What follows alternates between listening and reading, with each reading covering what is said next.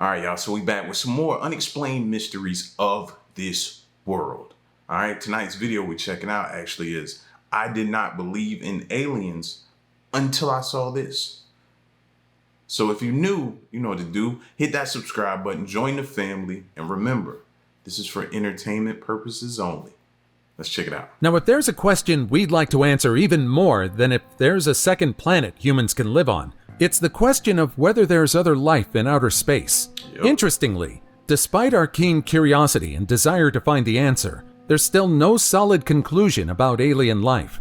However, throughout the years, there have been several pieces of evidence that are worth looking at. From classified documents to habitable exoplanets, here are 20 signs of alien life leaked by Anonymous. Number 20. FBI's The Vault. There's a general and unspoken consensus that powerful organizations all around the globe hide confidential information from the public. In most cases, for good reasons. But have you heard about the— Stop right there. I hate when they say that. I hate when they say that. It's good reason that they're. Who makes that decision, bro? And especially who's making that decision for us? For the most part, all of us are grown. I would like to think that are, you know what I mean, that are watching this video. If there's some young ones, then I'm not talking to you. But for the grown-up ones, we can make our own decisions. We can decide that for ourselves. Therein lies the problem, right there.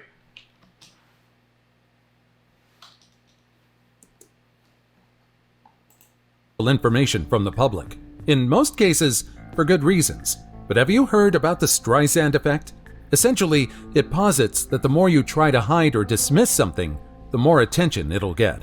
That's probably why the public immediately flocked to the documents released by the FBI involving UFOs.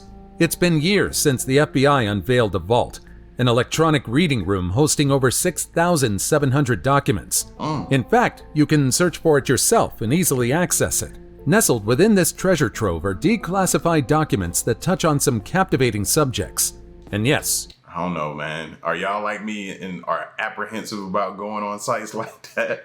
I don't know, man. As bad as I want the information, I just don't want my name being grouped or thrown into a database or queuing people to watch me. You know what I mean? Tap into my cameras in my home and stuff like that. I might sound a little bit paranoid, but you know, that's what I think of when I go on to a site such as that. Top of it reads FBI, Federal Bureau of Investigation, FBI records, the Vault. No. Staying off of that site. And I advise others to do the same. Trove are declassified documents that touch on some captivating subjects. And yes, you guessed it, this includes UFOs.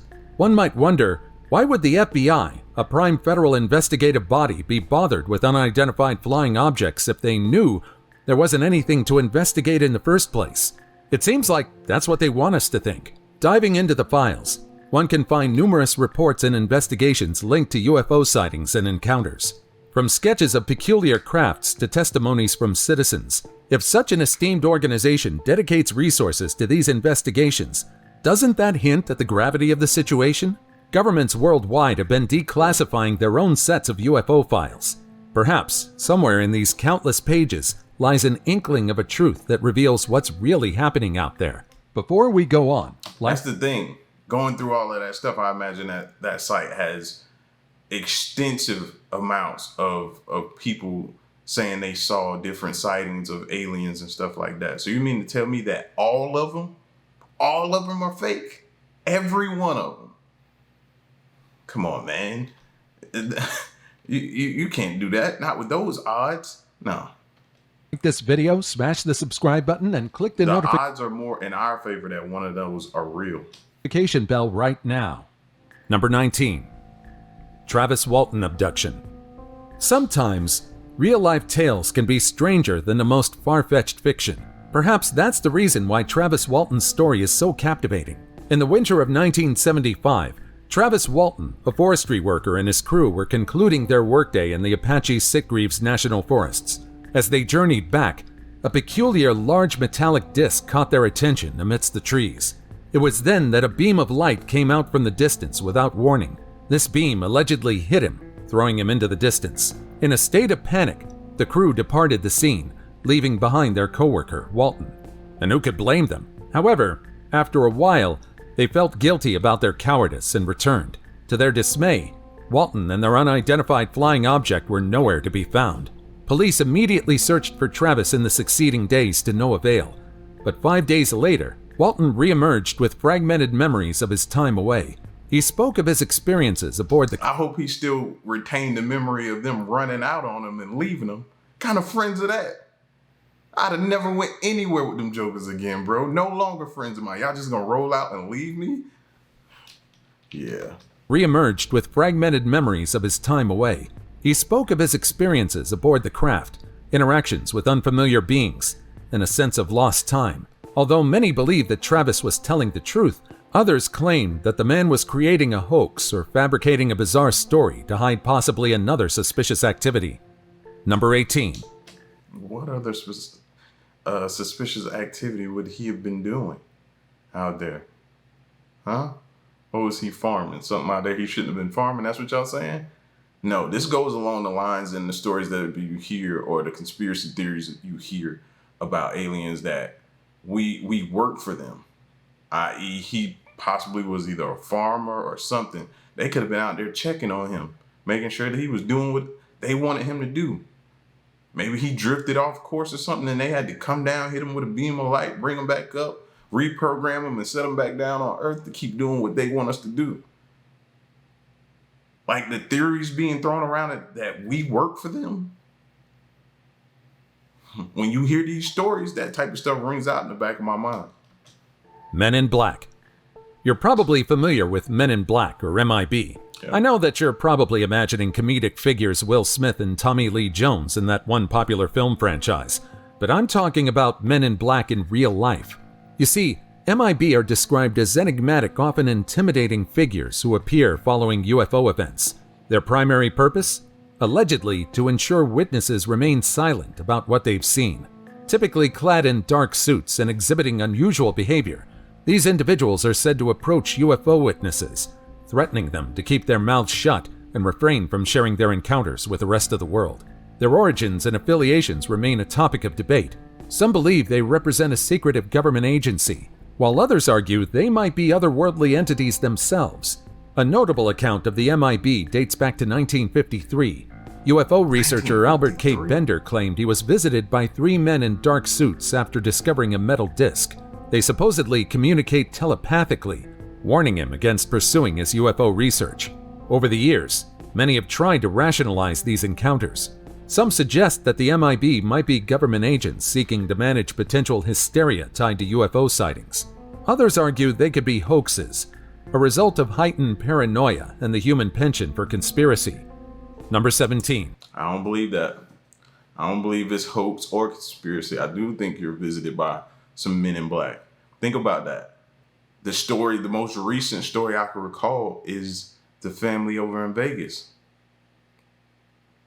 Nobody's heard anything, not a peep from them since all that went down. And they were online saying and making videos saying that they were seeing strange cars out there. People were talking about that. Were they approached by the men in black? Were they hushed? Were they forced to keep their mouths shut about what they seen? And for people that says, oh, well, I didn't really believe that they saw anything anyway. There was a cop that showed up to their home as well, who saw the same thing. Remember? The cop was like, yeah, he wasn't with it at all. At all. So maybe you think they were approached by men in black? Silenced? Listen here, man. They say this thing goes back to 1953 with people reporting men in black showing up. Could be. The Frederick Valentich disappearance. On October 21, 1978, Frederick Valentich, a 20-year-old Australian pilot, took off from Moorabbin Airport in Melbourne. He flew alone over the Bass Strait in his Cessna 182L, and it was during this incident that he encountered a bizarre flying aircraft. While in the air, Valentich contacted the Melbourne Air Traffic Control, expressing concern about an unidentified craft following him. He described it as metallic, gleaming with bright lights, and capable of aerial movement that was far too advanced at the time. What's more worrisome is that the aircraft allegedly hovered close to him, too close for comfort. Valentich claimed that what was chasing him wasn't an aircraft, but a hovering UFO. After relaying this information, all contact with the pilot disappeared. Despite exhaustive search efforts in the days that followed, no trace of Valentich or his plane was ever discovered. No remnants, no indications of a crash. None. Nada. While some speculate about potential disorientation or even a self-staged disappearance, the cryptic nature of his last transmission has fueled beliefs in a genuine UFO encounter. Although aviation mysteries are normal, Valentich's last transmission compelled people to believe that his case is anything but a natural incident. Number 16. So what are we supposed to do with that? We're supposed to ignore the fact that something like that happened and now this guy has gone missing, or this could have possibly, you know what I mean, caused his death or something like that? Would he have been in that plane had he known more information about what could possibly be flying through the skies? This is what I mean by they gotta let us in on the loop. Had he to known, he might have made a decision not to go up in the air that day. We've been seeing certain things in the sky. We've been seeing this, that, and the third. This is what we're thinking. Simple communication would prevent situations like this from possibly happening. And I say possibly because some people will still choose to go up in the air no matter what. They're not letting it stop them. And at that point in time, if something happens, it's on you. But they got to tell us something. Microbial life in meteorites. Over the years, several Martian meteorites have been discovered on Earth. Not only do these meteorites carry information about the red planet, but also insights about possible life on it. In 1996, a breakthrough rocked the scientific community. A team of NASA scientists announced that they had discovered possible microscopic fossil evidence of bacterial life in a Martian meteorite named ALH 84001. This meteorite, found in Antarctica, contains structures reminiscent of bacteria-like organisms. Additionally, there were traces of organic molecules and mineral features characteristic of biological activity. However, this claim was met with skepticism. Critics argued that the bacterial-like formations could be formed by non-biological processes. Despite this, many believe that the microbial life in meteorites from the red planet is supporting evidence for life outside of our very own planet. Number 15. And life being dropped off to our planet. That's what it's signaling to me. You know what I mean? You ever wonder why we're seeing so many new species, or why we're seeing so many things that we've never seen before, and things look strange and things look out of this world? It's because it is. It's because it is. Meteors are just dropping them off. You ever hear the number of how many meteors hit our planet each year? Think about that. Get that number and think about how many aliens could be dropped off. And we're not even paying attention to them. We're not trying to locate the meteors. I mean, some people are, but not everyone. And with so many hitting, we can't keep up. So that could be their method of dropping their own off if we say they live amongst us. Think about that. The Broadhaven Primary School Incident. In 1977, a UFO sighting at Broadhaven Primary School in Pembrokeshire, Wales became sensationalized all across the globe. On February 4th of that year, 14 school children reported seeing a cigar-shaped craft with a dome and a fuselage landing in a nearby field. The teachers and adults weren't too keen on believing the young ones, but the children were adamant about what they witnessed, and their testimonies were strikingly consistent. When asked to draw what they'd seen, the children produced remarkably similar sketches of the craft. Now, you know the saying that children don't lie? Well, in this case, the kids' testimony was already compelling. However, the adults weren't content.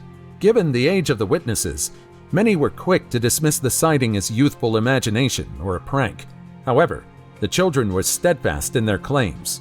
Moreover, in the weeks that followed, other residents of Broadhaven reported bizarre incidents, including sightings of unusual craft and figures in silver suits.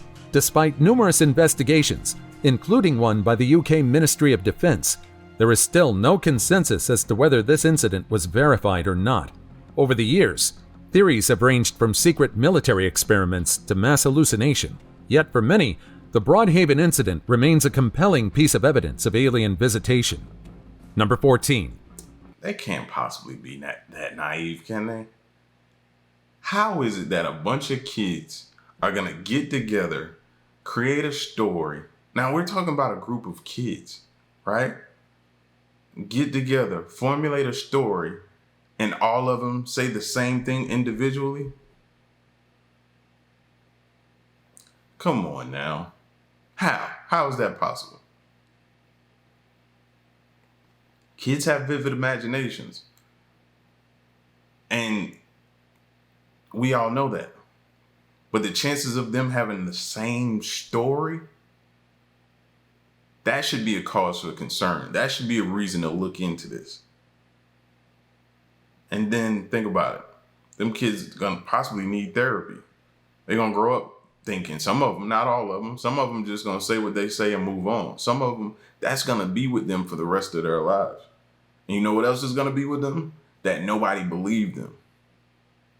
So why come forth about anything else in life when nobody's gonna believe me anyway? See what we started? Betty and Barney Hill. If you've been following UFO and alien sightings for a while, perhaps you've already heard about the Betty and Barney Hill incident. The story of the Hills is one of the most well-known, and I dare say most accepted alien abductions. It took place in 1961 when Betty and Barney Hill, a married couple from New Hampshire, USA, were returning from a vacation in Canada. The couple were driving through the White Mountains when they noticed a bright light in the sky that seemed to be following a bizarre path. Curiosity turned to alarm as the light approached their vehicle, eventually hovering above them, revealing a craft with multicolored lights. Barney, using binoculars, claimed to see figures within the craft, prompting panic. The couple tried to escape, but suddenly they experienced an altered state of consciousness and a sensation of being pulled toward the object. When they fully regained awareness, they found themselves miles down the road from their last remembered location, with hours of unaccounted time. The mysterious event left the couple distressed, with fragmented memories and an inexplicable sense of dread. Betty later reported having vivid dreams about the incident, in which she recalled being taken aboard the craft and subjected to medical examinations by what she could only describe as alien creatures. Based on these dreams and the couple's fragmented memories, they sought the help of Dr. Benjamin Simon, a psychiatrist. Through a series of hypnotic regression sessions, both Betty and Barney provided consistent accounts of their experiences aboard the craft, describing their captors as gray beings with large eyes. Over the years, the Betty and Barney Hill incident has been scrutinized, with skeptics suggesting the explanations ranging from misidentified natural phenomena to psychological factors. However, conspiracists believe that the Hill incident is among the most compelling pieces of evidence of alien life. Number 13. This was one of the stories that was a confirmation of how they could possibly speak to you without verbally speaking to you, just basically telepathically. This was one of those stories, man. If you haven't checked that one out, go check that one out in depth, bro. Have the hairs on the back of your neck standing up. I promise you, man. You know, and they also were going through this at a time where it was frowned upon with them two being together. So people like to gravitate towards that part of the story more than anything. But the fact is that they went through something traumatic. And then they were put under hypnosis and still gave similar stories. Now, people in the beginning will be like, yeah, let's see what happens with them under hypnosis. Then they get the results and then they'll be like, oh, well, that's hypnosis. How do we even know that's even possible? They do the same thing with the lie detector test, bro. Same thing. It's mind-blowing. Westall UFO incident. On April 6, 1966, on one regular school morning at Westall High School in Australia, over 200 students and teachers allegedly witnessed an unidentified flying object descending into a nearby open field. It was described to look like a flying saucer and was being followed by a smaller aircraft. After the sighting, police and the military quickly cordoned off the area. Students claimed that authorities warned them not to discuss the event, making them wonder what was so secretive about the ordeal. After all, It's something otherworldly and unbelievable. Yet, with so many witnesses, containing the story proved impossible. While some thought the object might have been a weather balloon or an experimental military craft, these explanations weren't enough to explain the bizarre behavior and movement of the alleged UFO. What's more intriguing is the fact that there are government documents pertaining to this incident. This made the Westfall UFO incident more compelling evidence of alien life visiting our humble planet. Number 12. Again, another incident of them telling kids, hey, don't say nothing about this. Now, this right here makes me think, okay, there could have possibly been one of our own crafts that we reverse engineered and designed, and we're out here testing it to make sure it's anti-gravity. That could very well be the case, and now these kids have spotted it. So you don't want the word getting out that we have this technology, this anti-gravity technology. You don't want that getting out. So that could very well be the case. Or not. See what I'm saying? Falcon Lake Incident. Stefan Michalak, a geologist and amateur prospector, was surveying near Falcon Lake, Manitoba on May 20, 1967. While searching for quartz, his attention was abruptly drawn by a flock of distressed geese. And we all know that when animals are distressed seemingly out of the blue, it just means that something is amiss. Upon looking up at the sky, Stefan saw two cigar-shaped objects. One quickly departed, while the other settled on a nearby flat rock. Stefan curiously approached the landed object upon hearing muffled voices and detecting a distinct scent of sulfur. Now, most people, including myself, would have probably steered clear of this mysterious object, but Stefan's curiosity won over the fear inside him. Thinking it might be some experimental military craft that crashed and failed, he called out, thinking someone was inside. However, he received no answer. Well, he didn't receive a logical response. Instead, the aircraft suddenly emitted a vent of hot gas that set Stefan's clothes on fire. This left him with peculiar-looking first-degree burns that didn't look like ordinary injuries caused by earthly incidents. After the incident, Stefan underwent various medical examinations, all while the media spotlight intensified. His burns were abnormal, not resembling those from any typical sources. He subsequently experienced nausea, weight loss, and other unexplained health issues. Canadian and U.S. authorities delved into the Falcon Lake incident, confirming some aspects, such as detected radioactivity at the supposed landing area. However, the event's entirety remains shrouded in mystery to this day. Number 11. I wonder if that picture, y'all notice that picture of him lying down and these squares all in a row in different columns all on his stomach?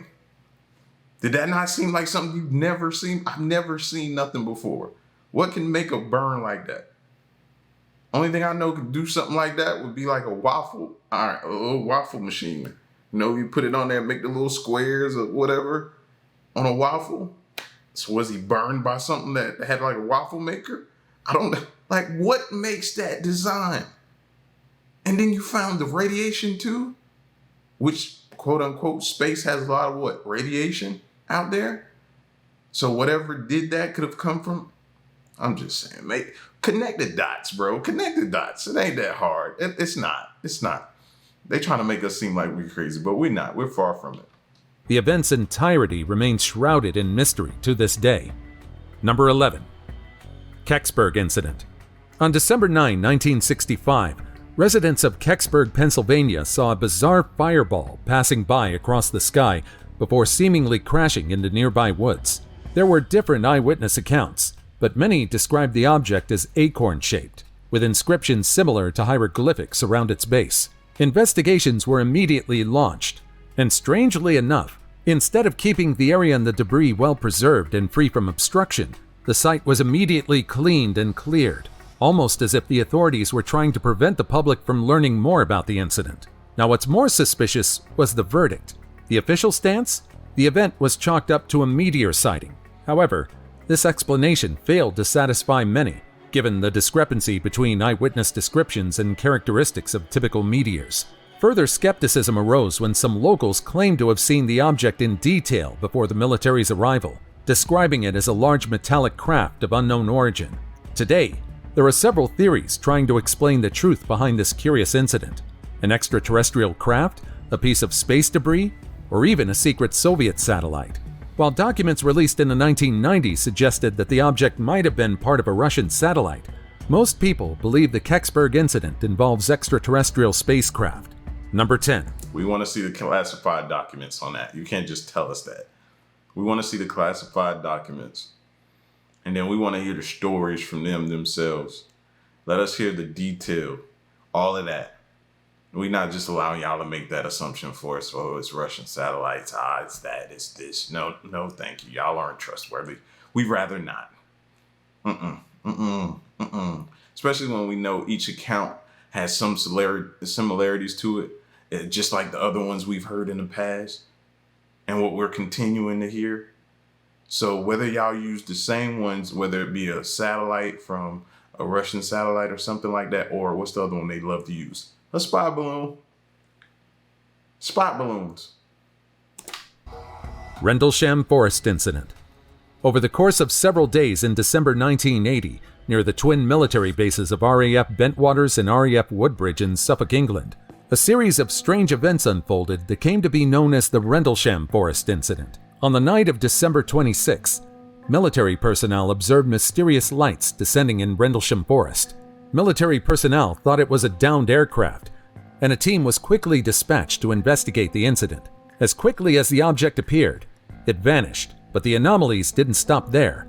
Over the next few nights, more unexplained lights were reported, zigzagging through the forest and the sky, observed by various military personnel, including the Deputy Base Commander, Lieutenant Colonel Charles Halt. Halt led a team into the forest, and while there, they witnessed a flashing light to the east, which Halt described in an official memo. They also described indentations on the ground, forming a triangle, and increased radiation levels at the landing site. Sounds similar to the Kecksburg incident, doesn't it? Well, we can only interpret this on both extremes. Either the consistency between these alleged sightings further proves that alien aircraft indeed visited us before, or these stories are nothing but ordinary incidents that were exaggerated as it was passed by word of mouth. Well, for now, I'll let you be the judge. Number 9. The Zimbabwe Incident. In September 1994, at the aerial school of Rua, Zimbabwe, an event transpired that would capture the attention of UFO researchers and skeptics worldwide. During a school break, 62 children, aged between 6 and 12, reported witnessing a flying object and two beings in the nearby field. The craft, as described by the students, was a silver saucer-shaped object.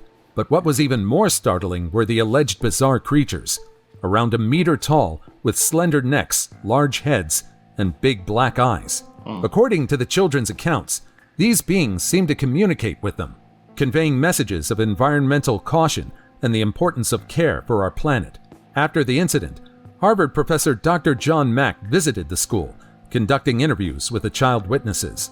Mack, known for his research into alleged alien abduction phenomena, found the consistency of the children's testimony quite convincing.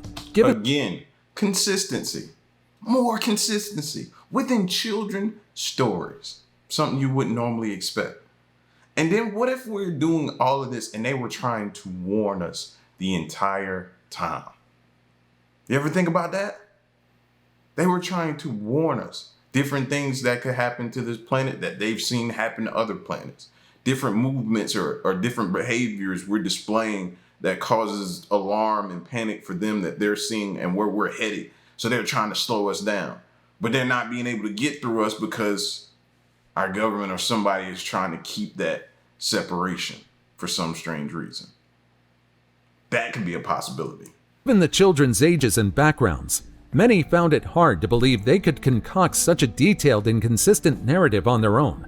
The students also drew pictures of what they had seen, which bore remarkable... Now the pictures, okay, I give y'all that. But everything else, no. ...resemblances to one another. Again, this story sounds familiar to the UFO sightings in the United States, doesn't it? Was it a shared hallucination, a hoax, or a genuine extraterrestrial encounter? Well, the consistency tells me that there's truth to both incidents. Number 8. Enceladus Ocean. In recent research, Enceladus, one of Saturn's icy moons, has become one of the likeliest places in outer space to host alien life. You see, on this moon is a subsurface ocean, just like what I mentioned earlier. Where there's water, there's a high possibility of life. Scientists using data from the Cassini spacecraft have identified the presence of hydrogen in the moon's plumes, jets of water vapor that shoot out from its surface. This hydrogen could potentially provide a chemical energy source for life, similar to how some microbes survive in Earth's extreme environments. What's more, the ocean floor of Enceladus might also have hydrothermal vents. On Earth, these deep-sea vents support thriving ecosystems, teeming with life forms that survive without sunlight. Instead, they derive energy from the chemicals spewed out by the vents, hinting at the potential for a similar life-supporting mechanism on Enceladus. While all these findings don't conclusively prove the existence of life on Enceladus, they certainly raise the odds. Who knows? Life might already be thriving on this moon, and they're merely trying to hide their presence. Number 7. The O'Hare International Airport Flying Saucer. On the afternoon of November 7, 2006, employees at O'Hare International Airport in Chicago reported seeing a UFO across the premises. They claimed that the object remained stationary in the sky for several minutes, observed by numerous airport staff, ranging from pilots to mechanics. Eyewitnesses were consistent in their descriptions. The object was dark gray, oval, and emitted no lights. Just as onlookers gathered and attention to the object intensified, it suddenly darted upwards, piercing the thick cloud cover so quickly that it left a clear blue hole in the overcast skies. This hole took several minutes to close. Interestingly, no radar systems at the airport picked up any unusual activity during this time frame. The Federal Aviation Administration initially brushed off the incident, attributing it to a weather phenomena, and stated they would not investigate it. But to this day, there's no conclusion about this incident. Number 6. I'm starting to think everyone is. Who do we trust at this point, man? Who do we trust? Aviation systems in on it, governments in on it, CIA, FBI, all different branches. Like, who do we trust? Who do we call? Who do we? Don't say Ghostbusters right there. I know y'all petty. But who do we talk to about this? What are we supposed to do with this information? So all these people at this airport just didn't see what they thought they saw? No, they saw it. Barbara Lamb and a reptilian. Barbara Lamb, a licensed therapist and regression hypnotherapist, has delved deep into the realm of extraterrestrial encounters over her extensive career. Known for her work in regression therapy with individuals who claim to have experienced alien encounters, Lamb herself has shared an intriguing account of a personal encounter. During a conference, Lamb described an unexpected experience in her home. As she recounted, she suddenly became aware of a being in her midst, a tall, upright figure with distinctly reptilian features. This creature was not overly menacing, but exuded a powerful presence.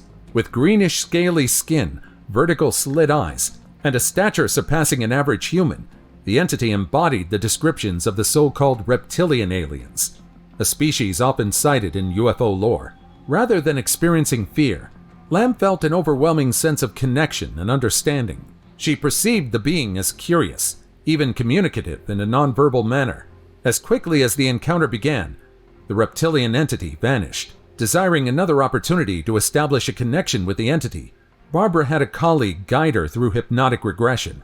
Barbara connected once again with a 7-foot-tall reptilian being.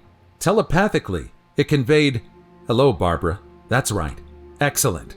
Now you understand our existence is real. We do indeed exist and maintain connections with specific individuals." Some believe this is a psychological experience rather than an extraterrestrial one. However, So what are they doing? Showing up to non-believers and confirming that they are real? Going around and doing that to people who are non-believers? And she was so calm about it. Like, I would have had sleep paralysis, like couldn't move. No, she was just calm. And just as soon as it started, it was over. And this woman has extensive history in this stuff. I would like to hear more. I need to write her name down so we can look up some videos on her and see what type of stuff she's learned throughout the years with the research that she's done.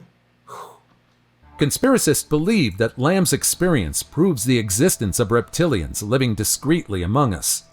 Number 5. Wow. Tabby Star. Tabby's star is officially known as KIC 8462852. That's a mouthful, huh? Well, this star is known as one of the most mysterious objects out there in the universe.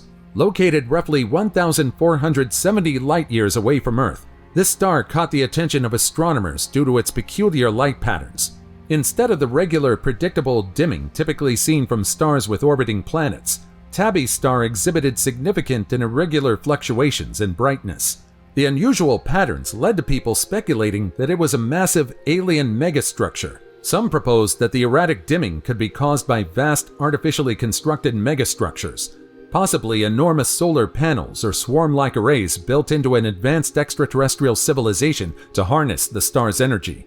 Now, if there is indeed life on Tabby's star, then this civilization would be an incredibly advanced one. However, as with all extraordinary claims, this theory needs a lot of evidence and support before it can be deemed valid.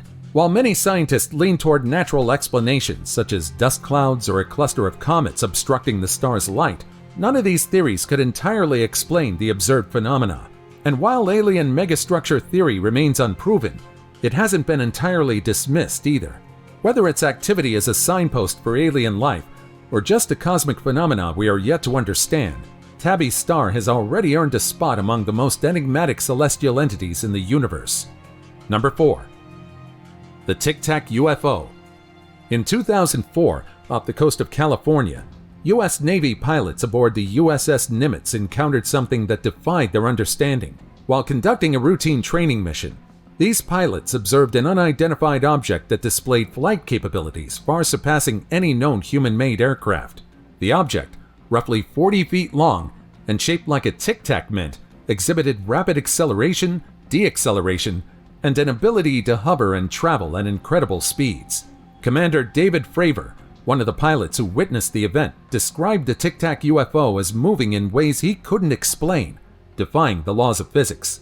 The Tic Tac UFO encounter sparked a renewed interest in studying unidentified aerial phenomena within the U.S. military. Subsequent investigations and reports, some of which have been declassified and shared with the public, suggest that such encounters aren't isolated events. While the true nature of the Tic Tac UFO remains a mystery, the incident challenges our understanding of aviation and physics to this day.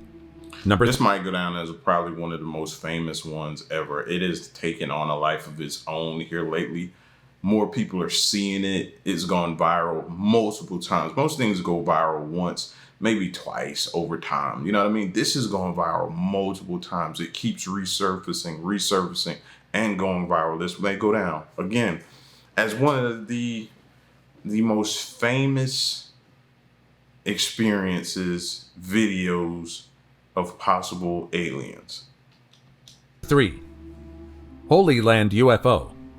In early 2011, people across the Holy Land Jerusalem saw a bright object descending over the historic temple, Dome of the Rock. The suspicious UFO allegedly hovered momentarily and then shot upwards at incredible speed, accompanied by a flash of light. Was it an extraterrestrial craft? A divine sign? Or perhaps just another hoax? Well, others believe that the bizarre flying object and the glowing light it emitted came from an alien UFO, while others dismissed the sighting as a simple CGI fabrication. To this day, many believe that the incident is too bizarre to be dismissed as a simple hoax. Number 2. The Curious Wow Signal. On April 15, 1977, Dr. Jerry R. Amen was reviewing data from the Big Ear radio telescope at Ohio State University when he stumbled upon something extraordinary. Among the printouts was an unusually strong signal, lasting 72 seconds, which stood out distinctly from the usual cosmic background noise. In fact, Amen was so impressed and elated that he circled the data sequence and scribbled one word beside it: wow. And so, this curious incident has been known as the Wow Signal. Now, what's unique about this signal is the fact that this signal bore all the hallmarks of a potential non-terrestrial, non-solar system origin. The signal's frequency was close to 1,420 megahertz, which is significant because it's the natural frequency at which hydrogen, the most common element in the universe, absorbs and emits energy. Many scientists have hypothesized that if extraterrestrial civilizations were trying to reach out, this frequency would make a logical choice for communication. Was this a deliberate transmission from an extraterrestrial intelligence? Over the years, Various attempts have been made to detect a repeat of the wow signal, but it's never been observed again. This has led to various interpretations. Some believe it might have been an intercepted alien transmission, perhaps from a passing spacecraft or a distant civilization. However, others think this is just a mysterious space anomaly with a natural and logical origin. And now it's time for today's topic. Of course, a video about alien life won't be complete without Area 51 being mentioned. An anonymous user, going by a nondescript username, shared a series of images that depicted what appeared to be an extraterrestrial specimen, and I didn't believe in aliens until I saw this. The photographs display a slender humanoid entity with a large elongated skull and big eyes. The anonymous poster shared a brief account alongside the images, claiming they had stumbled upon the specimen in the vicinity of Area 51, the infamous and secretive U.S. military base in Nevada. The proximity to Area 51 immediately increased its credibility among conspiracists online. Of course, especially the ones that say they look similar to us or they look just like us. This one here is going to give them more evidence or more things to go with to add proof to their theories that they could possibly look like us. They could possibly walk and talk like us, breathe like us, elongated skulls and different things that we've heard about. This lends itself to all of those type of theories. So I can definitely see where those conspiracy theories, if they see this video or see this picture, oh yeah, they're going to go crazy over this one. Was this evidence of the U.S. government's rumored extraterrestrial investigations? Or perhaps a discarded biotechnological experiment? Or just another hoax? That's crazy to see an alien in a wheelchair. Which poses another thought. How old do you think they could possibly be? Are we talking centuries old? That's something I never really thought about, their ages. Well, how old could they possibly be? Number 1.